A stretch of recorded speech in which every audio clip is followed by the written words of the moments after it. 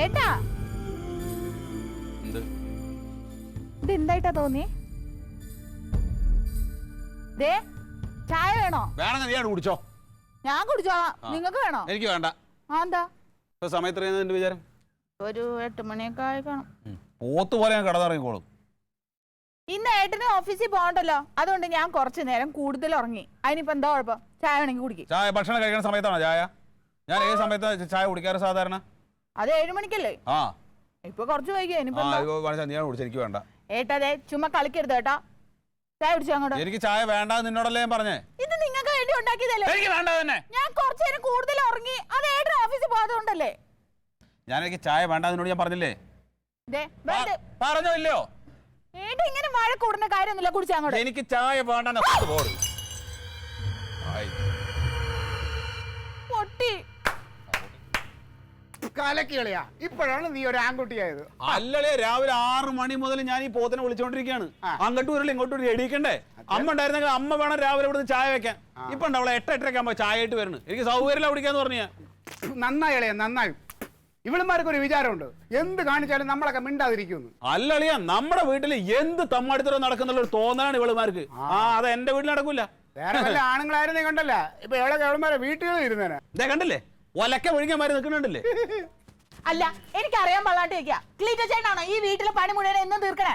ആണോന്ന്? എന്ത് വേണ്ട, ഈ ചാടിക്കയറ്റം തന്നെ അളിയാ എല്ലാ വീട്ടിലും തുടങ്ങി. തുടങ്ങി 8-8:30 വരെ പോത്ത് പോലെ കിടന്ന് ഉറങ്ങിക്കോളൂ. എന്നിട്ട് ആ കൊച്ചിനെ ചവിട്ടി എഴുതിപ്പിച്ചിട്ട് അതിന്റെ പറയട്ടെ എവിടെ ഷൂസ് എവിടെ കൊടയെവിടെ വടി എവിടെയെന്ന് പറഞ്ഞ് അതിനായിട്ട് അങ്ങോട്ട് ഉരുട്ടലും പിന്നെ വലിച്ചടിച്ചോണ്ട് പോകും സ്കൂൾ ബസ് കയറ്റാൻ. എന്താ ഇവിടെ ബഹളം? എന്റെ പൊന്ന് നാത്തൂനെ, ചായ കുറച്ചൊന്ന് വൈകിപ്പോയി. അതിനാ ഗ്ലാസ് എറിഞ്ഞ് പൊട്ടിച്ച് ഈ മനുഷ്യൻ. ദൈവം, നിനക്ക് നിന്റെ ഭ്രാന്തണ്ടോ? പൊട്ടിച്ചൊന്നുമില്ല, ചെയ്തത് അന്തസ്സാണ്. നട്ടുച്ചക്കല്ല ചായ കൊണ്ട് കൊടുക്കാനുള്ളത്. നിങ്ങൾക്ക് പിന്നെ അല്ലെങ്കിൽ എന്താ പണി? ഇങ്ങനെ രീതിയിലോട്ട് എണ്ണ കോരി ഒഴിക്കലാണല്ലോ. നിങ്ങൾ കുറെ നേരം പ്രസംഗിക്കാൻ തുടങ്ങിയിട്ട് കൊച്ചിന്റെ കാര്യം തന്നെ പറഞ്ഞു. എന്ത് കാര്യം? കാര്യം എന്താ വെച്ചാൽ കാര്യം പറയേണ്ടവര് കേൾക്കേണ്ടവര് കേട്ടിട്ടുണ്ട്. നിങ്ങൾ കുറെ നേരം കിടന്ന് പ്രസംഗിക്കണ കൊച്ചിന്റെ കാര്യം. അത്ര ധൈര്യം ഉണ്ടെങ്കിൽ ഒന്ന് വിട്ട് കാണിക്കി. പിന്നെ നീ എന്നെ പേടിപ്പിക്കല്ലേ, ഇത് വലിയ സംഭവമൊന്നുമല്ല അതിനെ ഇച്ചിരി ഒരുക്കി വിടുന്നത്. അയ്യോ, ഒരു പണി എടുക്കൂല. എന്തെങ്കിലും വച്ചുണ്ടാക്കി തന്ന അത് അങ്ങോട്ട് തിന്നിട്ട് ഞങ്ങളെ കുറ്റം പറയണം. അതെ, മര്യാദക്ക് ജോലിക്ക് പോയിട്ട് അധ്വാനിച്ചിട്ടാണ് മുമ്പിൽ സാധനങ്ങൾ കൊണ്ടിട്ട് തരുന്നത്. അയ്യോ, നിങ്ങൾ അവിടെ എടുക്കുന്ന ജോലി ഉണ്ടല്ലോ, അതിന്റെ ഇരട്ടി ജോലി ഞങ്ങൾ ഇവിടെ ചെയ്യേണ്ടത്. എന്താണ് നിനക്ക് ജോലി? എന്താന്നോ? ഒന്നുമില്ല, ചുമ്മാ കിടന്നുറങ്ങാ. ഒരു കാര്യം ചെയ്യും, ഞാൻ ഏതായാലും വെറുതെ കിടന്നുറങ്ങല്ലേ. നിങ്ങൾ നാളെ തൊട്ട് ഇവിടുത്തെ പണിയൊക്കെ തീർത്ത് ജോലിക്ക് വെക്കും, കേട്ടാ? എന്റെ അളിയോ, ഇവിടെ ഇവരൊക്കെ അങ്ങോട്ട് മല മറിച്ച് തിരിച്ചു വെക്ക. അനാവശ്യം പറയല്ലേ കിടന്ന്. കൈകൊണ്ട് സംസാരിക്കരുത് എന്നെ കേട്ടാ. ആണുങ്ങളൊക്കെ അങ്ങ് എല്ലാം വലിയ നല്ല ആൾക്കാര്, പെണ്ണുങ്ങളെല്ലാം മോശക്കാര്. ഞങ്ങൾ നല്ല ആൾക്കാരല്ലേ? ഭയങ്കര നല്ല ആൾക്കാര്. രാവിലെ മുതൽ അന്ത്യാണ് വരെ ഇവിടെ കിടന്ന് കഷ്ടപ്പെടുക.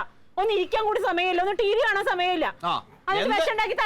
എന്തെങ്കിലും ഒരു ഇത്തിരി സമയം കിട്ടിക്കഴിഞ്ഞാൽ അപ്പൊ ടി വി കണ്ടോണം, ഇല്ലെങ്കിൽ പോയി കിടന്നുറങ്ങിക്കൊള്ളണം. എടി, എന്തെങ്കിലും ഒരു 4 അക്ഷരം പഠിച്ചിരുന്നെങ്കിൽ ആ PSC പരീക്ഷ മര്യാദക്ക് എഴുതി കൂടായിരുന്നോ? ജോലി കിട്ടില്ലായിരുന്നോ?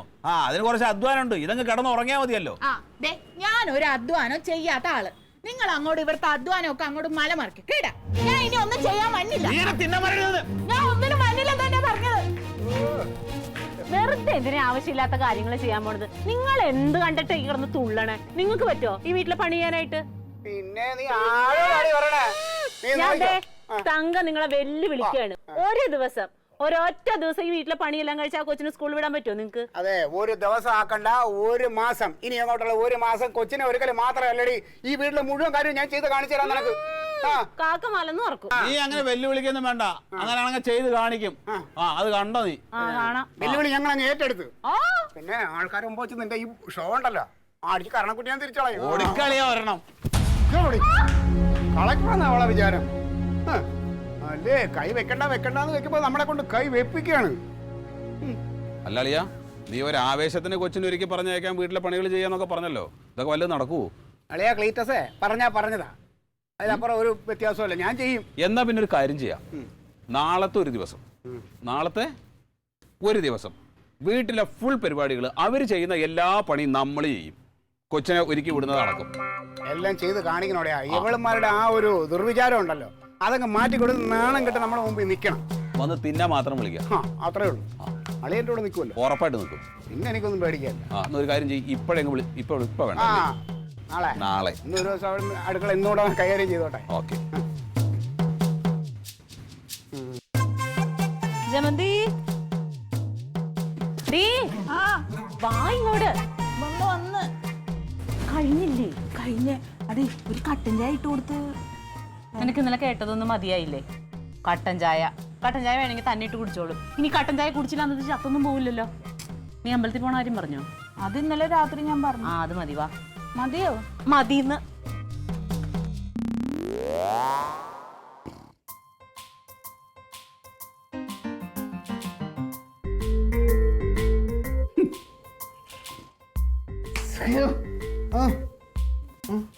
അതെ എണീക്കണമെന്നില്ലേ? എന്താ അളിയാ നീ എണീക്കിങ്ങോട്ട്? സമയം എത്രയെന്ന വിചാരം നോക്ക്. സൂര്യനെ കുതിച്ചു കയറി.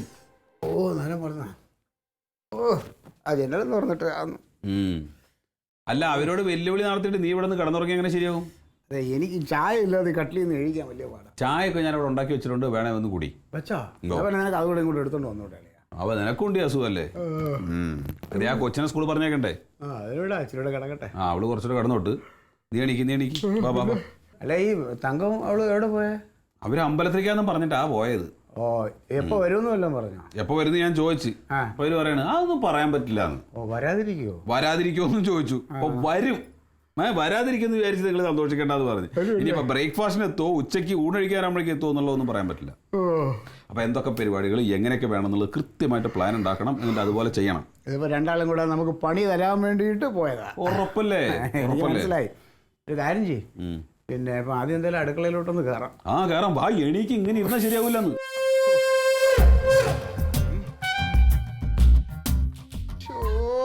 എന്തൊരു കഷ്ടമാണെന്ന് നോക്കണേ. ഇന്നലെ കഴിച്ച പാത്രം പോലും കഴുകിയിട്ടില്ല. എന്നിട്ട് അവിടെ മറിക്കണം എന്ന് പറയുന്നത് ഇവിടെയൊക്കെ കണ്ടാളിയത് നന്നായിട്ടുണ്ട്. ഒരു കാര്യം ചെയ്യാളിയാ, നീ പോയിട്ട് ആദ്യം കൊച്ചിനുണക്ക്. എന്നിട്ട് അതിന് സ്കൂളിൽ പറഞ്ഞേക്കാനുള്ള ഏർപ്പാട് നോക്കും. അല്ല അപ്പം അതിന് കാപ്പി കൊടുത്തോണ്ടേ? കാപ്പി അവിടെ ഫ്രിഡ്ജിൽ മറ്റേ ദോശമാവൊക്കെ ഇരിക്കണ്ടേ? ഞാൻ ഒരു 4 ദോശ ഉണ്ടാക്കാം. ഉച്ചയ്ക്ക് അതിനെ കൊടുക്കാം. അത് മതി. നമുക്ക് 4 നേരം പലഹാരം കഴിക്കുന്നത് ഇഷ്ടം. അപ്പൊ ഞാൻ അതിന് ഉണത്ത് അതൊരു വലിയ പണിയാ. അപ്പൊ പിന്നെ ഇതൊക്കെ ഞാൻ ശരിയാക്കാം കേട്ടാ. അത് ഞാനിവിടെ വരാം. നീ കാപ്പി റെഡിയാക്കാം. കാപ്പി റെഡിയാക്കാം. അല്ലൊരു കാര്യം ചെയ്യാം. എന്താളിയാ? അതെ കാപ്പി റെഡിയാക്കിയിട്ട് കഴിക്കാൻ മതിയോ? അത് മതി. തക്കളേ എഴുന്നേക്ക് മക്കളെ, എഴുന്നേറ്റ്. സ്കൂളിൽ പോണ്ടേ? എടി എഴുന്നേക്ക്. തക്കളിയായി എടി എഴുന്നേക്കാൻ. ഓ എന്റെ ഭർത്താവ്, ഇതിന് ആ തള്ള തന്നെ നല്ലത്. കുസ്തി പിടിക്കാൻ അവളെ ശരിയാവും അവളുമായിട്ട്. ഡി എഴുന്നേറ്റേ. കുറച്ചുകൂടെ. ഇപ്പൊ തന്നെ സമയം എത്രയെന്ന് അറിയാമോ? 7-7:30 മണിയായി. അങ്ങോട്ട് എഴുന്നേറ്റേ. എഴുന്നേക്കും. രാത്രി കിട്ടുന്നവരെ ടിവിയുടെ മുമ്പ് ഇരുന്നോളും. അങ്ങോട്ട് എഴുന്നേറ്റേ. എഴുന്നേക്ക്. ഇടി എഴുന്നേക്കാം. എന്നെ ദേഷ്യം പിടിപ്പിക്കരുത്. എഴുന്നേറ്റ് അങ്ങോട്ട്. ഓ ആ മുടിയൊക്കെ ഒന്ന് വാരി കെട്ടി വെച്ചേ.